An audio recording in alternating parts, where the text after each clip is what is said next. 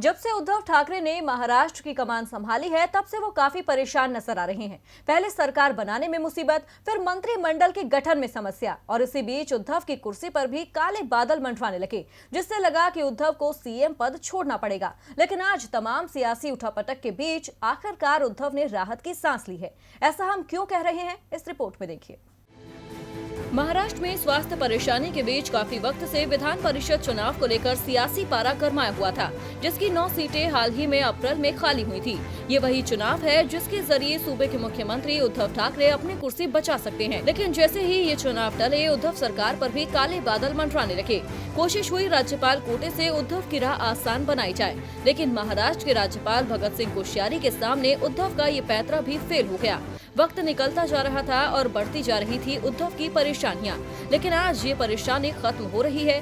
जी हां, सरकार की तमाम कोशिशों के बाद 21 मई को महाराष्ट्र की 9 विधानसभा की सीटों पर चुनाव कराने का ऐलान किया गया था। मौजूदा स्वास्थ्य हालात को देखते हुए वोटिंग पर सवाल खड़े हो रहे थे और वोटिंग जरूरी भी दिखने लगी थी, क्योंकि 14 प्रत्याशी मैदान में आ गए थे, जबकि सीटें थी 9। चुनाव टलने की संभावना मात्र से ही उद्धव परेशान दिख रहे थे, लेकिन आज सीएम ठाकरे राहत की सांस ले रहे हैं, क्योंकि अब मुख्यमंत्री उद्धव ठाकरे और अन्य 8 प्रत्याशियों का 9 सीटों के लिए होने वाले चुनाव में निर्विरोध चुना जाना लगभग तय हो गया है।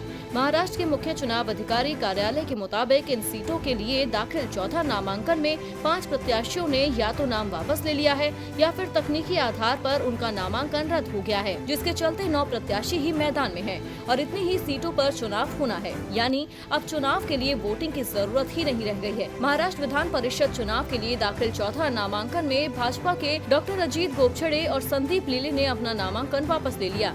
अधिकारी ने बताया कि राष्ट्रवादी कांग्रेस पार्टी की ओर से डमी के तौर पर नामांकन दाखिल करने वाले किरण पवास्कर और शिवाजी राव गर्जे ने भी आज अपना नामांकन वापस ले लिया है। उन्होंने बताया कि 5वां नामांकन शहबाज राठौड़ का था, जिसे तकनीकी आधार पर खारिज कर दिया गया।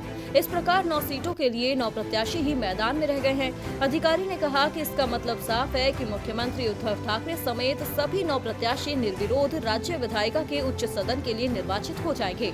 अधिकारी ने बताया कि पीठासीन अधिकारी की सूचना के आधार पर चुनाव आयोग 26 मई को प्रत्याशियों के निर्वाचित होने का प्रमाण पत्र जारी करेगा। यानी तमाम सियासी अटकलों के बीच अब महाविकास अघाड़ी सरकार स्थिर नजर आ रही है। डीवी लाइव की रिपोर्ट।